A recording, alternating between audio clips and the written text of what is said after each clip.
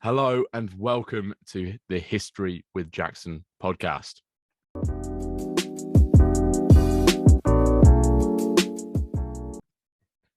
Today, we are joined by Michael E. Carter from Kean University, and we are going to look at the concept and the history of genocide. It's a really interesting topic. It's a topic that I'm personally and academically interested in as well. So I'm really excited to dive into this historical concept, a modern concept as well.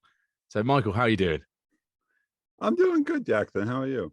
No, I'm doing very well, thank you. Thank you very much for asking, and thank you very much for coming on the podcast. I'm really excited to talk about this concept with you.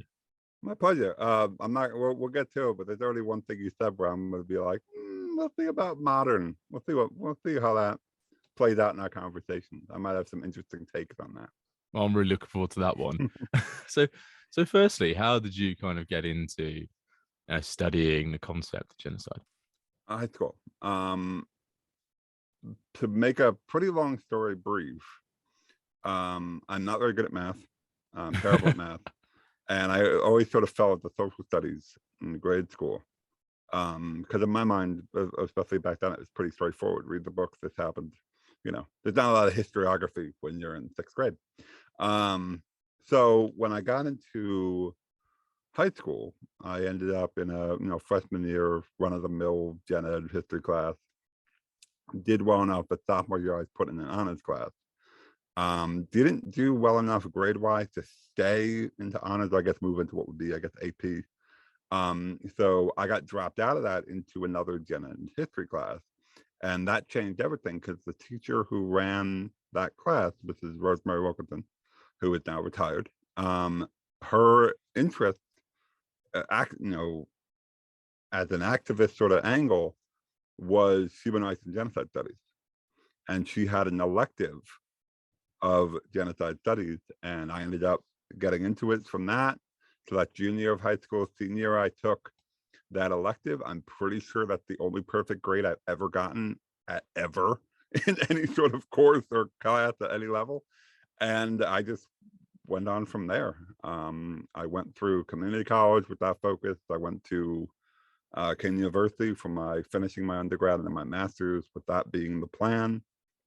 So that's sort of the origin story. It was just a bureaucratic maneuver in high school that put me right where I needed to be. Oh, fantastic! And it's always things happen for a reason, and you've definitely shown that you get to those points. And it's amazing how teachers define where we go as well. Yeah, it's really weird because you look back and you're like, oh, what if I have no idea what I would be doing. Like, I think, I have obviously friends of mine who are other historians, other historical topic interest me, but you're like, would you want to be a historian of this? I'm like, I'm not sure. I think I found my niche. Happy accident. Yeah, and that's what we're all doing, aren't we? We're all trying to find our niche. So before we go in to discuss the concept of genocide, I think we really firstly have to look at what is genocide. So do you mind defining that for us? Well, if I say no, if I say yes, I do. The podcast ends really quickly now, doesn't it? The concept of genocide is the brainchild of a Polish lawyer and scholar named Raphael Lemkin. Lemkin, throughout his entire life, had this interest in the history of, I guess, what we've now referred to as mass atrocity. As a kid, he got really interested in what was going on, with back in the day with the Romans and Nero and the Christians, and he sort of moved forward through the history of anti-Semitism, and he was very, and even before the Holocaust, he had this interest of what happened in the Armenians and et cetera, et cetera. He would ultimately lose in the Holocaust, that he was born in, he's said to be Polish. I believe the village in which he lived at the time was part of the Russian Empire, and now it's part of Belarus. It's Eastern European border. Yeah, but generally he's considered to be a Polish Jew. He lost almost his entire family in the Holocaust. He himself escaped. He wouldn't necessarily be classified as a survivor.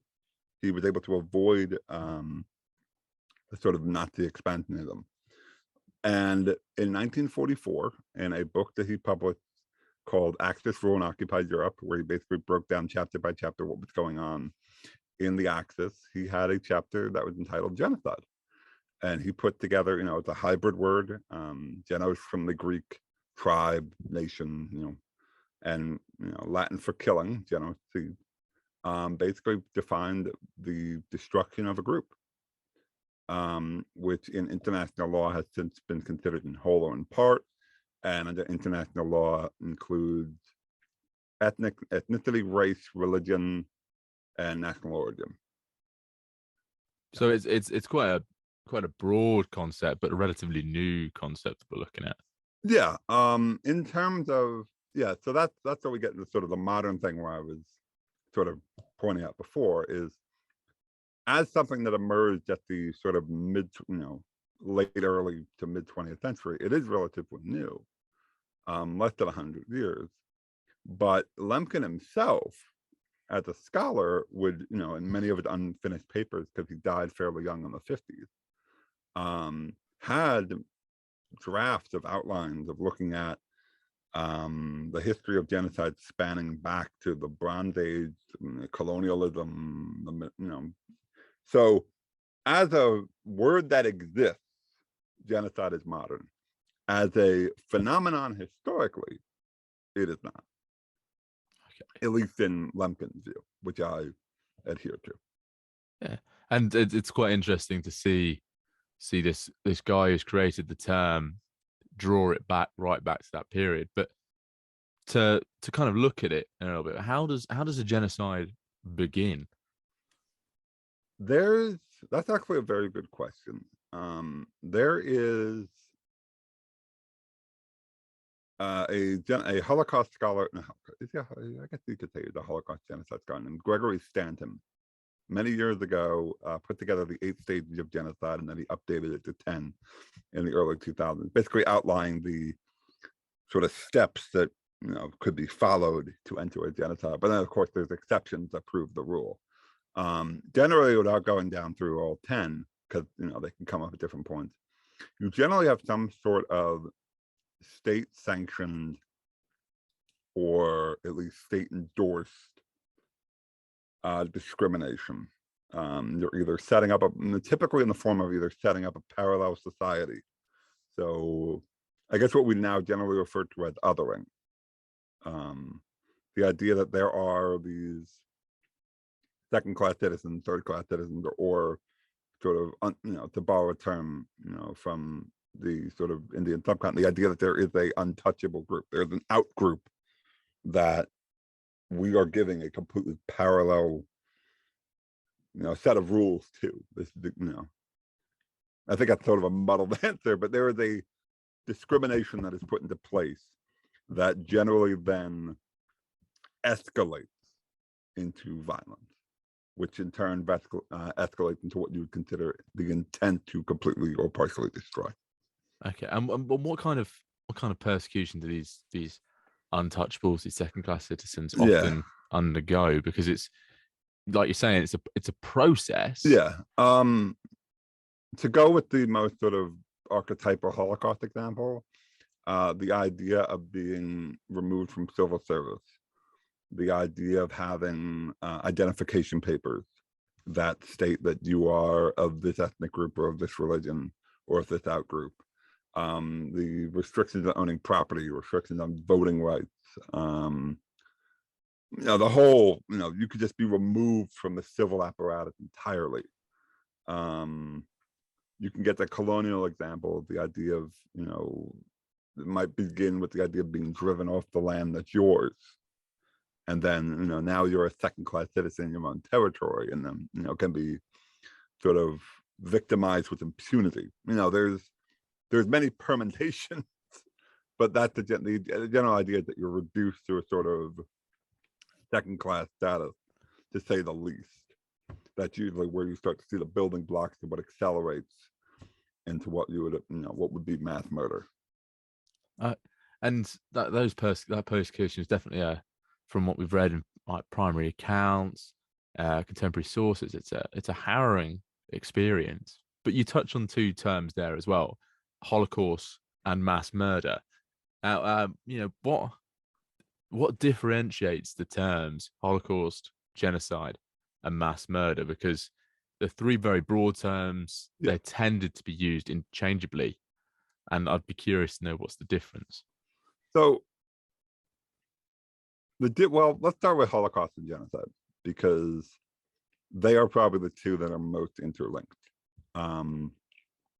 At least in the United States, much to my annoyance, at the grade school level, the word genocide shows up once, and that's in the World War II sort of Holocaust unit of the textbook.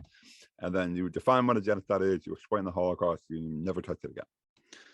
I understand why that is, because it's limits of a textbook, at least especially in this country, but that's how it's set up. But there is a distinct difference. A genocide, as I already described, is distinct from a Holocaust. Holocaust is Greek. It means to destroy, particularly in the context of sacrifice, by fire. It's the term that's been historically applied to the crimes of the Nazis as the title.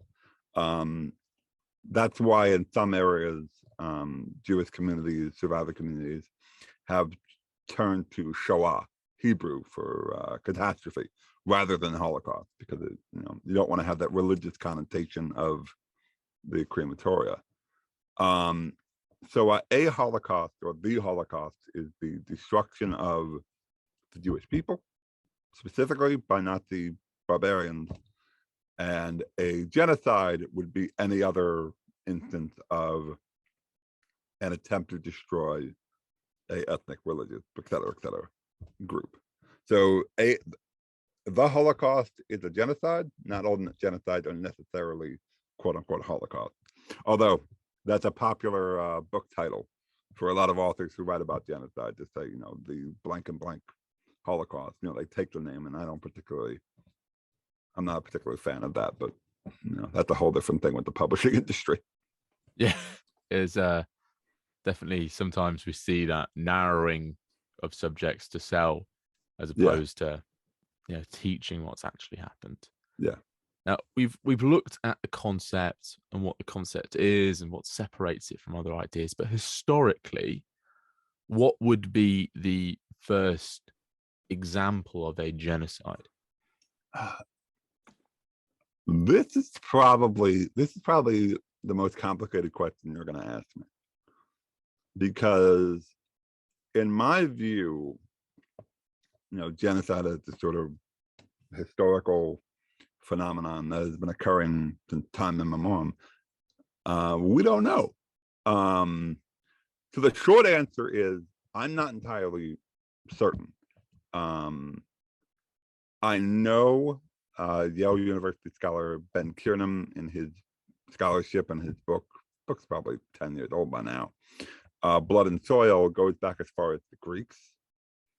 I know Lemkin himself, in his unfinished papers, at least had the inkling of what he, I believe, titled biblical genocide. So now we're talking about the question of, Bronze Age sort of, oral histories. The possibility that he would see that in that kind of lens. So I'm willing to say that it's at least as old as what we identify to be the Bronze Age. However, and I was sort of rattling my head around this, last night, there are people that take it further. And that's where I'm like, well, now we're going to a little bit off the rails. There's a anthropologist, his name's Jared Diamond. He rightfully gets, flack in the historical community for his takes on colonialism in the Americas. But in one of his books, I think it's entitled The Third Chimpanzee, he says at one point, and I remember this because I believe it's cited on Wikipedia, which is weirdly enough, that he used the term genocide to describe the destruction of the Neanderthals. And I'm like, not only does that not apply, at least how I see it, it opens up this massive can of worms when it comes to human relationships with other, I guess what we call non-human persons. So the simplest answer I have is at least the Bronze Age. The more complicated answer is we're not entirely certain. And we might not be, excuse me, we might not be able to be 100% certain due to, I guess, the lack of surefire prehistoric evidence, if there is a definitive beginning to this sort of phenomenon. But I'm willing to say at least the Bronze Age at the very best. And it's I find it so fascinating that we can't pin that down.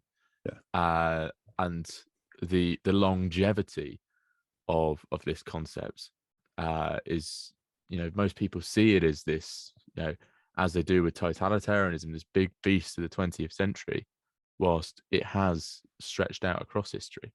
Yeah. Now, also, as people tend to do, they narrow it down to the 20th century, but they also tend to narrow the term genocide as a Eurocentric concept. Is it more global than that? Yes. The short answer is yes. As far as I have been able to tell, to the point where something I'm currently working on addresses this in the pre-Columbian American Southwest. As far as I could tell from Lemkin's understanding and the scholarship I've read over the years, this is a sort of phenomenon that no human society is immune to. It is on any continent, by any group, possessed by a multitude of ideologies, may be capable of inflicting or perpetrating what we would consider to be genocide. It doesn't matter if it's, National Socialist, blood myth and conquest. Doesn't matter if it's, Stalinistic purges, or it could be, as we see it in Rwanda, where it becomes sort of a post-colonial intertribal conflict, or the Balkans, where it becomes sort of quasi-religious. Although the Balkans is a bad example, because again, that's Europe. Of Southeast Asia, you have numerous examples. Cambodia, the attempt by Pakistan to go after the Bangladeshis in the 70s. Of course, the history of the Americas, which pretty much is 1492 into the early 20th century, depending on where you draw the line. It is truly global. And that's one of the main problems, I guess, with how the wider population, well, let me rephrase that. It's one of the main problems, I guess, the general historical literate population has, let alone the general population, where this misunderstanding that genocide was created as a 20th century term to define a 20th century problem. That is a utter misreading of what Lemkin wrote and believed. And I mean, that's a whole other side conversation, but I mean, the field itself, being so young, excuse me, in his death, spent the next couple of decades just people basically coming up with their own definitions. So we ended up with this weird misunderstanding in a lot of spots that, for example, colonialism didn't apply, when in fact you could find his papers in various archives in New York City that literally have him writing Incans, Aztecs, in the documents themselves. And I find it quite, because we tend to do the same with totalitarianism, authoritarianism, and nail it down into that. And what I find quite interesting about the crossover between our two fields is that often totalitarian regimes are perpetuating these mass state horrors. But are these actions by these totalitarian regimes, Stalin's USSR, Hitler's Germany, are they the model of which other states follow, or is there just something that naturally or manufactured by different regimes? If I know that's a complicated question. No.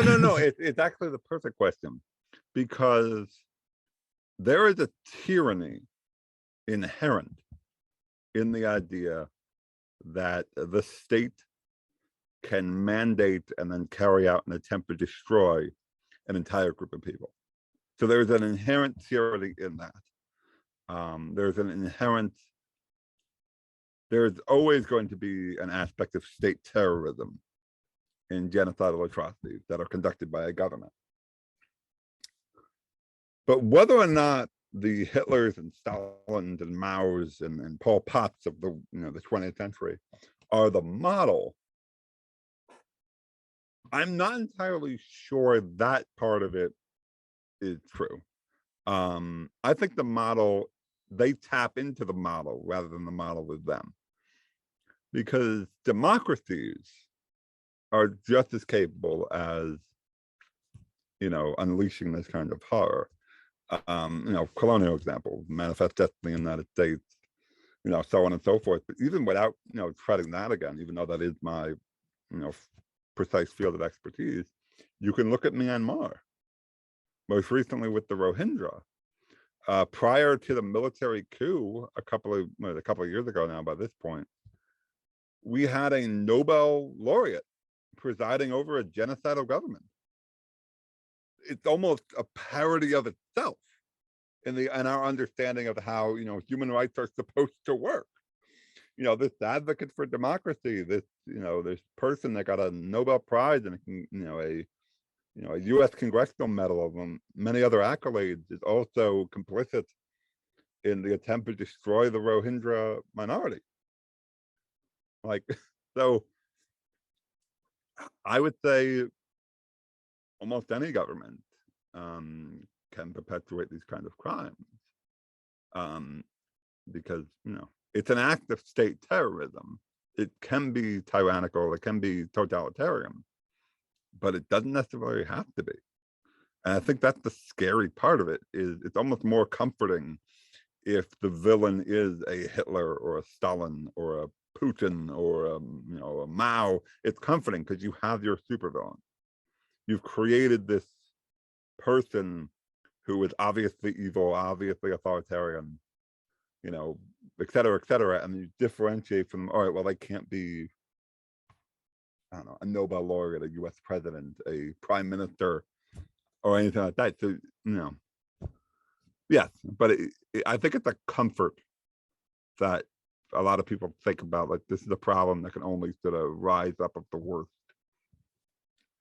the worst kinds of governments, of the worst kinds of situations, rather than an aspect of state violence that any government can potentially perpetrate.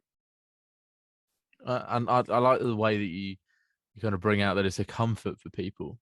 We couldn't possibly do this because we're this and they're that, and that's what happened over there. It doesn't happen here.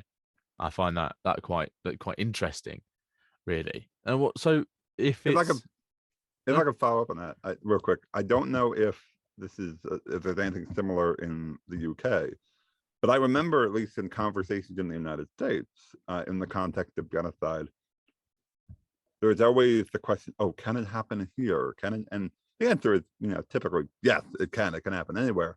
But it's always, interesting how, at least an American general population, an American, let's say students who might encounter these kind of conversations or whatever, they have to sort of be reminded, like, hey, you got to watch out.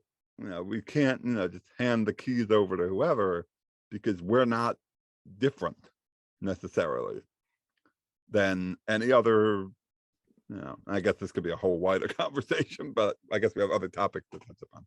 I shouldn't have interrupted you. I'm sorry. No, don't apologize. No, we have a government mandated time. We have to teach the Holocaust. We have to warn the next generation of these horrors to try and combat it. But if it can happen in any style of government, any nation, what are the processes that allow for it to happen? Because if there's steps that a state is taking to perpetuate one, surely there's a process that's happening parallel to that to allow it. Well, what you should really look for, and this is always the sort of stereotypical example, but you have to literally look for the disenfranchisement of a certain part of the population as the other on a grand scale. So you could do this with any genocide, but typically, if you're going to speak more broadly in the United States experience, the other that is, is the indigenous population, Native Americans, regardless of the nation of, the nation or territorial origin. You could read 200 years of American history, and it basically reads the same. That we tell you have to go. We need the land. We need yada yada yada. They're heathens. They're barbarians, et cetera, et cetera.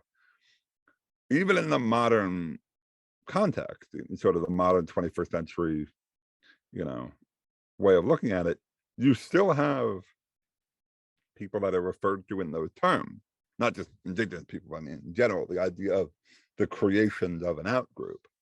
I think that's what you really have to be afraid of, because once the machine, I don't want to say it definitively because you can't do this definitively, but it gets a lot harder to stop a process once it's begun. I think that's one of the logics. I don't know if this is true for Holocaust education in the UK or genocide education in the UK, but in the United States, or at least in the states that authorize it, like New Jersey and stuff like that, one of the main ways sort of Holocaust education is taught early on in kids that you might not want to talk about, massacres and camps with, is to bring it up as sort of anti-prejudice, like an almost anti-bullying kind of way, to try to seed in the brain, like, hey, there are certain things that you should be wary of. Does it work? No, because teenagers tend to be just terrible people a lot of the time to each other.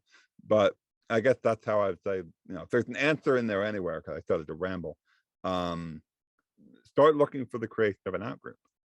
Start looking for the rhetoric that a certain group of people can perhaps be marginalized in a manner that is justifiable and right. Yeah, and I think to put that in a more definitive way, when the language of bigotry gets state sanctioned is the time where you really have to start going, hold on, what's going on here? And that's a fantastic way of putting that. Is it has to be allowed at some point, and people have to buy into it, which is a really nice way of looking at that and looking at how it's allowed to happen. And there was something else that I wanted to talk about as well, looking at genocide and how it's viewed. Now, recently we have seen this kind of diplomatic tussle between the US and Turkey, where Turkey recognized America's actions towards their Native Americans as genocide, and the Americans recognized the Turkish actions towards the Armenians, I believe, as genocide as well. So, what were these two events, and why were these two events not previously recognized as genocide? Okay. Well, starting off with Turkey, Turkey has a habit of basically threatening everyone under the sun that does not maintain the post-World War I denialism that Turkey has picked up, that the Ottoman Empire did not commit genocide against the Armenians, the Syrian and Pontic Greek and other Christian minorities within their borders. They did the same thing with France, if I recall. France, I believe, recognized a couple of years ago under, I believe it was under Macron, if not under his predecessor, and Turkey turned around and said, all right, we're going to recognize the Algerian War as genocide. And I think the same thing happened, I think, with the United States recognizing the Uyghurs and China recognizing the same thing, what happened with the Native Americans. The weird thing about that is, from a scholarly perspective, as someone who's in favor of genocide recognition, when a sort of country goes, oh, okay, well, now we'll recognize the Native American genocides. I'll be like, good, good. That's not a threat. I think, to get back to the initial question, genocide recognition, especially when there's a country that denies it and then feel threatened by it, like in the case of Turkey.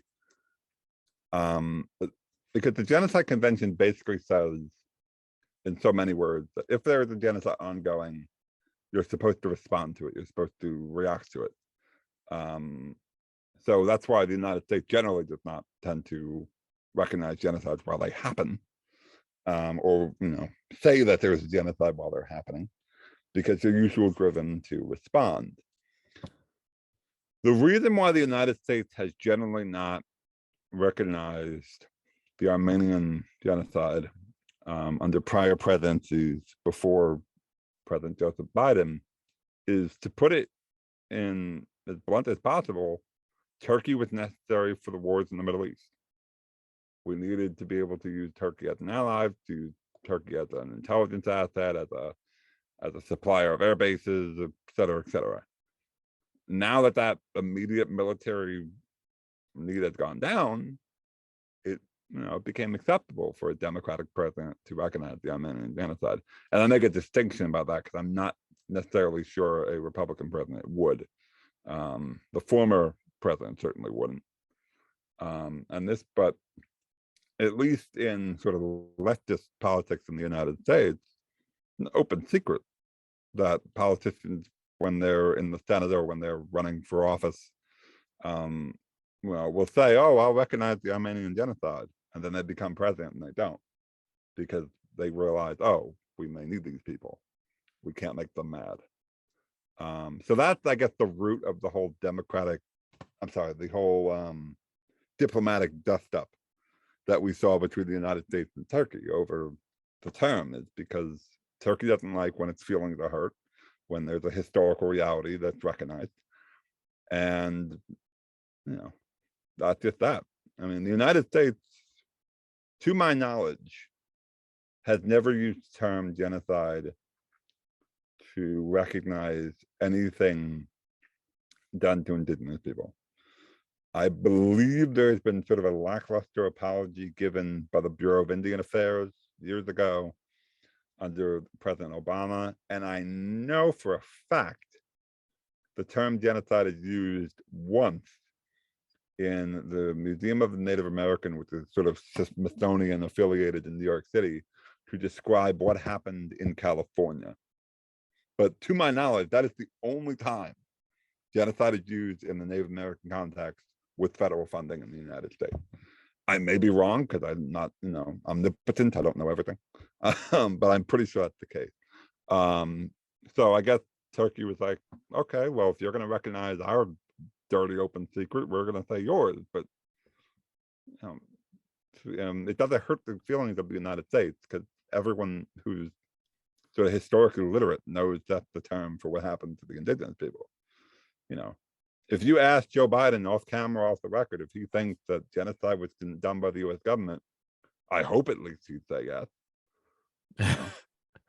And no, I mean, we've had even civil rights leaders. I mean, there's one of the books by Martin Luther King Jr. literally says it. Like, it's been an open secret. Like, anyone with a knowledge of the term and the history knows genocide is the correct term.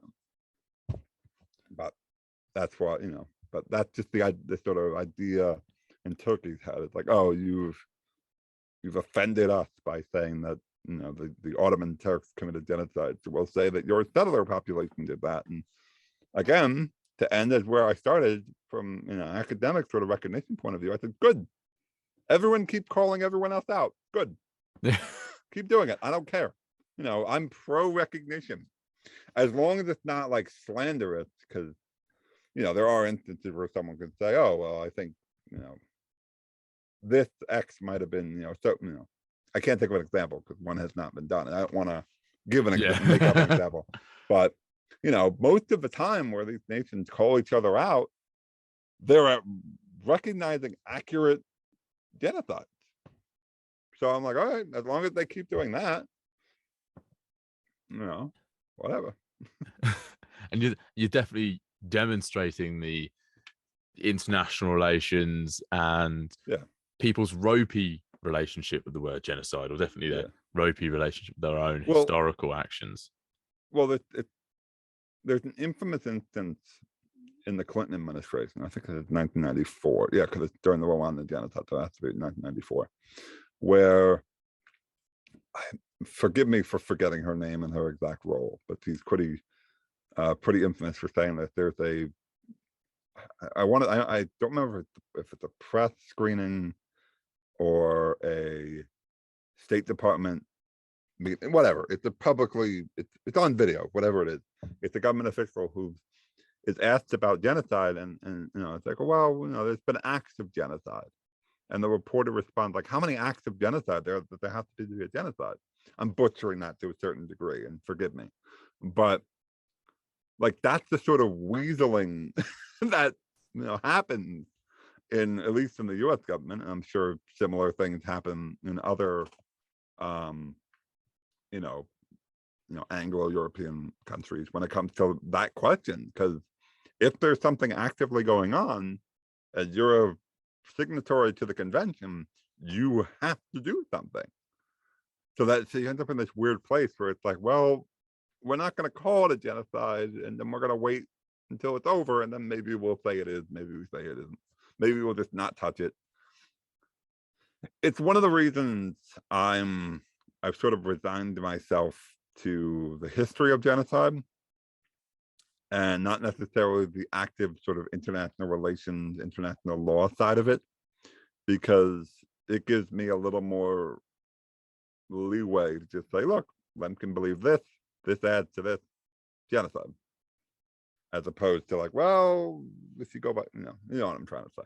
Yeah, no. It, I cannot think of wanting to dig through like the international relations and how the State Department does or does not do something. I could think of 1,000 things I'd rather we do. It's definitely, it's a minefield Yeah. research wise. But there's a great segue into my next question. Actually, is that we have this term genocide, this concept genocide. Is there a difference between how we see it academically, the public perception of what genocide is, and then again we have this other layer of what the UN says genocide is? I would add a third group. If I would say you have the academics, which I can subdivide, but I won't. Then you have the United Nations, and there's a bit of crossover there. And then I would say you have the general public, because just not, I don't want to go over things I've already said, but the general public basically thinks genocide, Holocaust, done. It's what one of my former professors and now colleagues and mentor figures, Dr. Dennis Klein, refers to as the Holocaust paradigm. The model that people see genocide as is in the sort of shape and work of the Holocaust, and that doesn't work as much as as often as you may think it does. But getting back to what you were actually saying, so what is the difference between genocide studies as an academic sort of question and the UN Genocide Convention that was signed in the 50s? Well, for one, the UN definition clips away a few things. It makes certain definitive stuff based off of Lemkin. Lemkin was the proponent of it. He worked tirelessly to get it passed. He supported enforcing it in domestic law as well. Like, these are efforts that might as well have driven him to his grave. Like, that's how dedicated he was to this. So I don't want anything I say to detract from the fact that he was a supporter of the convention. But the convention is not a one-to-one sort of carbon copy of his work. And that's, I think, where the difference lies. Lemkin sort of drafted out the idea of what he called a political technique of genocide. The idea of targeting, political infrastructure, political groups. But we now refer to that as politicide.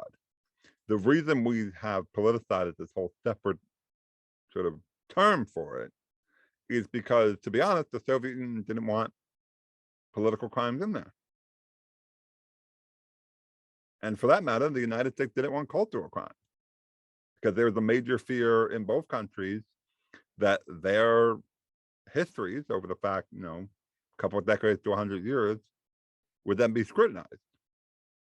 I'm being simplistic about this, but so you end up with, the international law that is, still effective, still obviously important, unquestionably important, although the United States, although championed it, didn't sign it until Reagan, but either way.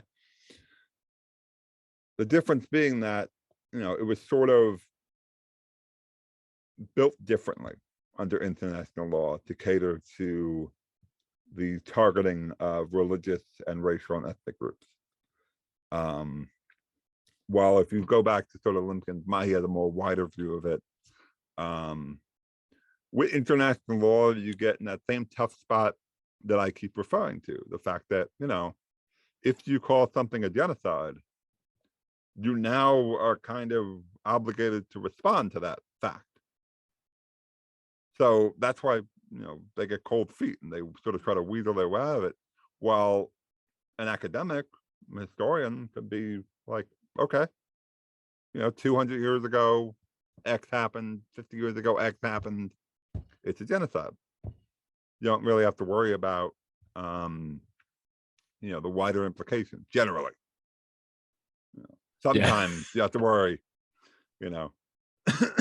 sometimes you got to watch your audience. But generally, I'm not going to name names, but because I'm actually pretty friendly with them.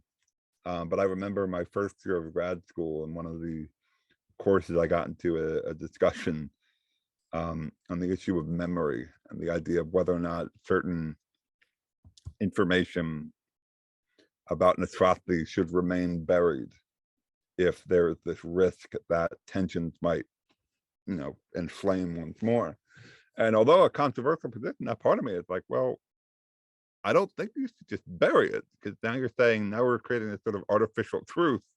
I don't know. That's a whole other debate, but you get into the weeds with this stuff when it, when you start, I kind of went off the rails and went into the question of historical work, but I think that's the core difference between the convention or international law and sort of academic work of genocide studies. I think academically, historically speaking, it's more, what's the exact word? It's more unchained. It's more untethered, because you don't have to worry about even, the immediate concerns as much as if you were within the State Department or the UN or something like that. Yeah. I mean, we tend to call a spade when we see it, as opposed to, bringing up, classicide, politicide, democide to kind of add to these. To put it, I don't remember the exact author and the exact work, but I have a book in my library. I have a couple books actually, but one in particular is about a massacre of a sort of reconstruction, post-reconstruction massacre of African Americans in the South. I forget exactly where, and I don't want to name a state and be wrong, but the author of the book called it a genocide. And I read it and I was like, you know what? There is an argument here. You will never hear that from the mouth of a U.S. government official. You will never, just because of domestic implications, you're more likely to hear that from the UN, but then that gets to be, so that ends. But what I'm saying is, there's more, I don't want to call it wiggle room because it feels like cheating, but I think that on a certain level, it may be closer to Lemkin's original thought process to look at it academically than what it is now at the international level. International law, that is. And I have a strange feeling I might get in trouble for that comment, but we'll see no. Well, blame me if you do. That's okay. That was entrapment, Jackson. Yeah. Now we're touching on small different ideas, and I definitely want to expand on the modern concept, if you will. Now, genocide isn't something that's exclusively set in the past. We've looked at today. Where in the world do you currently see a genocide occurring? And does it look different to the genocide of the past? Where do I see it occurring? In short order, I could probably name 5 of them, if not more. I've already referenced the Uyghurs in China. I've already referenced the Rohingya matter in Myanmar, which is still going on. I would refer to the current Saudi military intervention and blockade in Yemen in the same terms. I would refer to the Brazilian destruction of the Amazon in those same terms.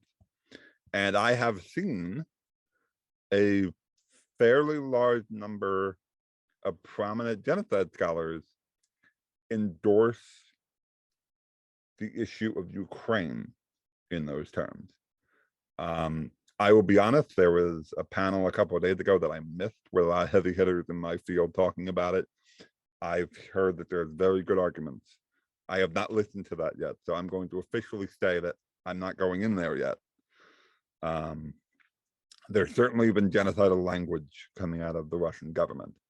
But that is, the short list.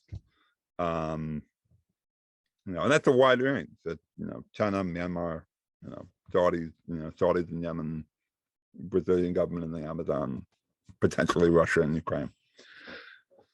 So it's diverse, and the tactics are diverse. And so the question of, is it different than historically? There is a genocide scholar named Daniel Jonah Goldhagen, and he gets a lot of slack, and some of it, again, rightfully so, because some of his historiography on the Holocaust is a little iffy. But I remember in the early 2000s, he gave a book talk to promote his newer book, book called Worse Than War, and was also made into a PBS documentary. And he's sitting at the sort of talks by Google, this old Google TED Talk, and he says that, well, I think that the future of genocidal conflicts will be increasingly using farm tools in the style of Rwanda. He was completely and utterly wrong. That was a completely incorrect prediction. It's been almost universally, modern military force, or camps, or it's modern technology. And in that degree, it's different than most of the genocide throughout human history by just linear technological progression. But in terms of, is it that much different than the crimes of the 20th century? Not really. You have the idea of, especially with the Chinese Uyghur example, you hit all the, check all the marks. You have, trains, you have camps, you have forced labor, you have reports of sterilization, reports that, I think there was allegedly a couple of years ago, they supposedly stopped hair at the US border that was supposedly Uyghur in origin. You still hit all the marks that you would sort of, I guess you would sort of see in the Holocaust. So in the vast sort of bend of history, yeah, we've reached, the point where technological, military industrial genocide is still the brand, since I guess you would argue probably the Armenian genocide under the Ottomans. But in terms of where we've been, it is different. And I don't see us going backwards. I think that was Goldhagen's mistake, that he thought that genocide was going to become a local and sort of generalized and sort of tribal. I don't mean tribal like in terms of indigenous, like it'd be like small scale, like Rwanda. And I think that was wrong. I don't think he foresaw correctly the idea that we would still have, I guess if you want to be honest, world powers, not so much in the case of Myanmar, but China, Russia, Saudi Arabia, and Brazil are all significant economic players on the global stage. And they're engaging in this kind of behavior within their spheres of influence. I think that was the miscalculation, that the sort of heading into the 2000s, heading into the 2010s, we would have been beyond the idea of world powers doing this kind of stuff. So again, the rambling. No, it's a fascinating perspective, and certainly builds upon an idea that I'm personally fascinated in of cyclical history, where history tends to repeat itself, and it's definitely demonstrating that now. I tell my students that history doesn't repeat itself, but history rhymes. We sort of, you'll find similar things tend to happen, because I mean this is a weird statement to say, but on a certain level, there's a logic to those that perpetrate genocide. It's not a psychosis, it's not a madness. They, as a state, as they identify a problem. They identify this is the outgroup X, they're traitors, they're worthless, they're, you know, whatever. They're foreigners, they're parasites, whatever the sort of thing. And the logic, the fix, is to get rid of them. That's the perverted sort of evil logic of genocidal perpetrators. And that is something that will constantly come up in the themes of tyranny and nationalism and, you know, authoritarianism, or even in, you know, that kind of stuff. So it's not a surprise that that's the sort of framing of a lot of modern genocide, is that it does rhyme. It's the same tune to a certain degree. You know, I guess the remix, if you want to just put it that way. You know, the remix is probably the best, most apt way of saying it. You see that recycling of language, or the remixing of language to fit their own narrative. Now, on a lighter note, and as a final fun question, as we do for all our guests here on the History of Jackson podcast, you are also a American historian, and I'd like to ask you, who is your favorite character in American history? that's a good question. My favorite figure in American history, if I have to settle it, probably without a shadow of a doubt, is Benjamin Franklin. For a couple of reasons. But Benjamin Franklin, to my knowledge, and I'm pretty confident in saying this, is the only founding figure in the United States that is on record as opposing an instance of genocidal violence. He, in his usual sort of satirical wit, basically dragged the perpetrators of an Indian massacre in Pennsylvania. Basically, to sum it up, with saying that, you know, your victims, the Conestogas, would have been safer anywhere else in the world. And he goes on a list. He's like, Africa, anywhere. He would have been safer anywhere else in the world than being your neighbor. Like, he does, you know, he calls them out in force, and then goes on to sort of help the government keep them from, you know, basically laying siege to Philadelphia.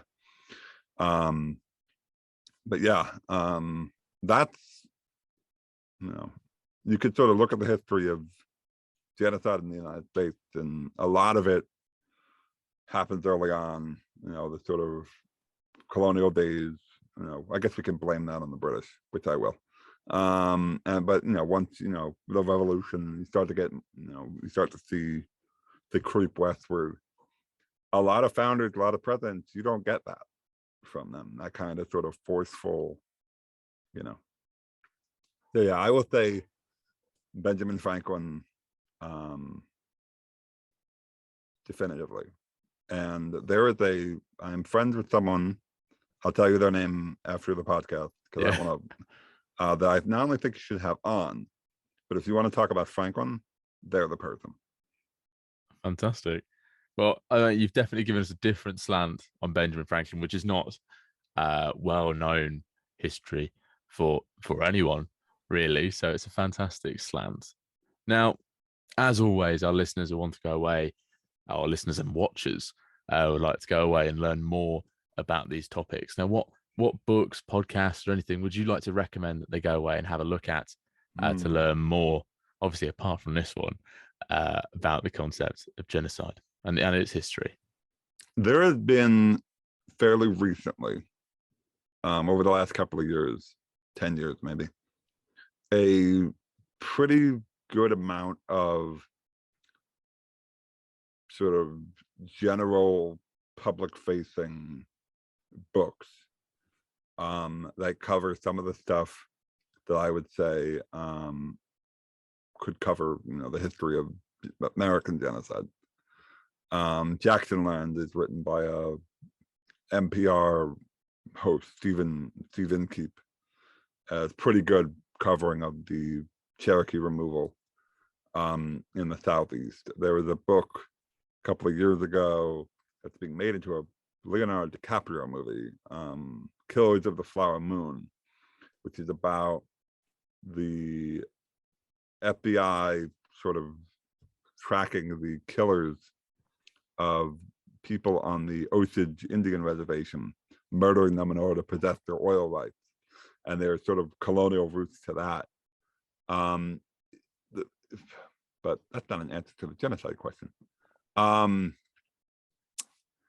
If you really want to get into the thick of genocide studies, there is David Stannard's American Holocaust, which is a couple of decades old. I think it's like 20 years old at this point, if not older. No, definitely older. But he sort of deals with the whole sort of clash of, Europeans and indigenous forces. And he does a really good job to basically say, look, you have all these people that were saying, these Native Americans are uncivilized, they're beastly. But then he'll cut to it, said, do you know what it was like to live in Spain in 1520? Like, do you understand the level of, there's also Adam Jones is a Canadian genocide scholar. He's written multiple editions of a book called Genocide: A Comprehensive Introduction. But that's literally, might as well be a textbook. Do I don't think I have mine at grabbing distance, but Ben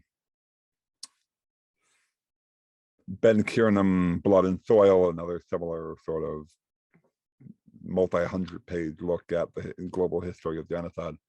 I will say this, perhaps as a better way to run, sort of sum up my ramblings. If anyone is watching this and is really interested in a particular topic or a particular direction, hit me up on Twitter. I will invite the internet to send me direct messages, and I will where respond. can they find you? Where can they find you? They can respond to me at, oh yeah, you should probably tell them this, right? At Deck of Carter. I thought it was a cool pun when I made the account. I was wrong. DECKOFCARTER. That's my Twitter profile. I'm on there. And I'll make sure the link to your Twitter and your website are in the description below for our listeners, so they can interact with you and find your work as well. Yeah. For now, the DMs are open. We'll see what happens if your audience begins to get a little uppity. I might have to close the DMs. But right now, if you ask me for recommendations, I'll give you them. I'll try to point you in the right direction, or in the direction of someone who might be better than me. Oh, fantastic. And you've given us such a fantastic, comprehensive, salient look at the concept of genocide, its history, and the various implications that it might have on the world. So thank you very much, Michael. I really appreciate you coming on the podcast. It's been amazing. My pleasure. I really hope you and your audience found some answers in my inane rambling. It was always a pleasure. I absolutely love having conversations with scholars, friends, whatever. And, I'm always open to second conversation if ever you want to have one. Oh, fantastic. Thank you very much, Michael. And for all of you listening, if you did enjoy this episode with myself and Michael, please make sure to leave a like, a review, even possibly share it to some of your friends and family if you think they can learn from our conversation. Well, thank you very much, guys. And I'll see you next episode where we've got a fantastic episode lined up. So keep waiting around for that one. And I'll see you all later. Bye.